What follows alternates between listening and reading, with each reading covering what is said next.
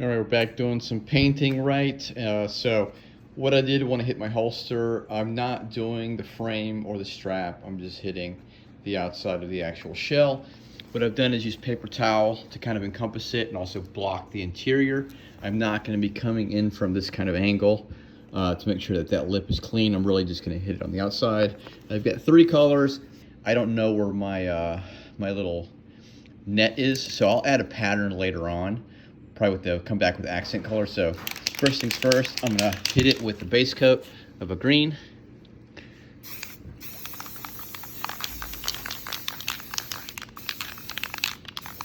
And then we're gonna let that dry and hit it with a second coat.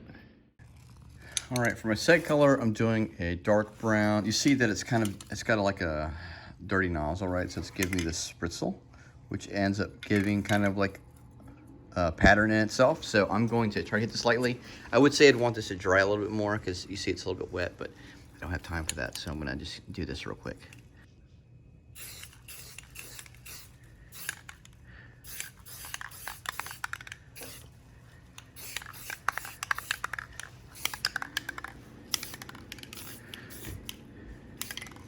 All right, so I've got the dark stripes, right? It's gotten a little spritz. It's giving it the pattern. I'm gonna let this dry. I've got to go. When I come back, I'm gonna hit this up with a like a light tan, and then that should give me a good color combination to start with. All right, we're back to our painting here. Right, it's the next day. Weather's changed. It's much colder and much wetter. However, we let this dry overnight, and so it's looking pretty good. It's darkened up a little bit. We've got a little bit of extra green right there. It's okay. I think this creates a nice pattern. Again, the plug or dirty nozzle is creating this little pattern, which is cool. So what I'm gonna do is use this Valspar paint and primer flat. I'll tell you, Valspar is not my favorite one, right? I find that the Rust-Oleum or Krylon just works better. However, and I'll show you kind of why, right? So you see how these sink in and are nice, but look at this, see how it sinks in. So it's not that great, right? It's just a lower quality paint in my opinion for this. However, what I'm gonna do, same thing, is I'm gonna use my little trusty paper towel and splotch some pattern on here. So let's see how that goes. I gotta get a little paint splotch. See how it sucks in. It's not that great. So I'm gonna get a little texture here. And this is just our tertiary color. Let's see how it does here.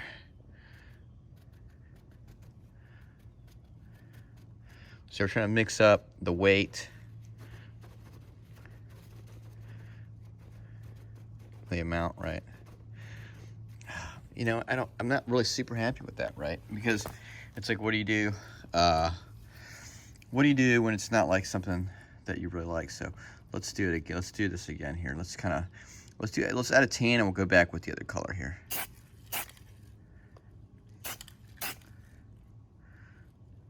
Kind of do like one stripe down the middle, right?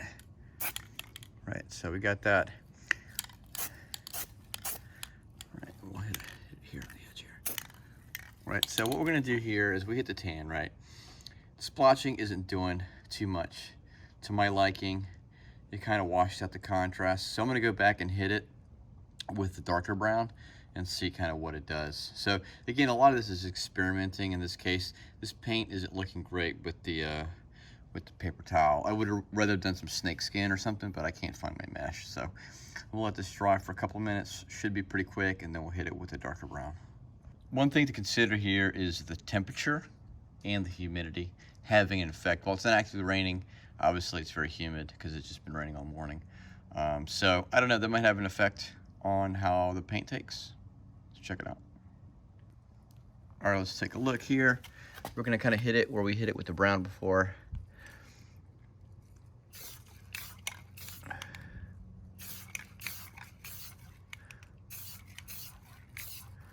Right, kind of getting the spritz, right, breaking up the shape, and then we'll hit it with the light green one more time, just as a highlight, and see how it goes. Let's see, do a little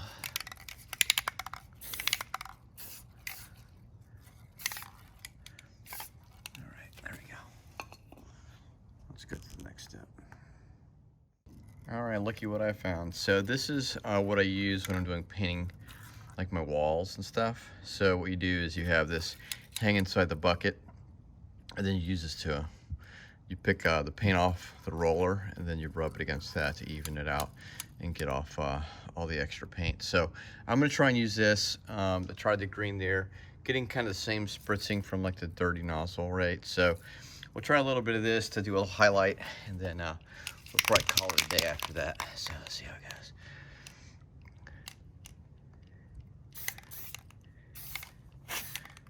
I'm gonna go kind of counter.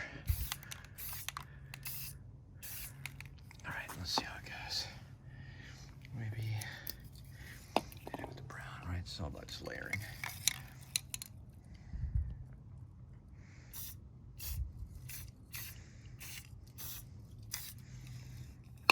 And then this garbage tan.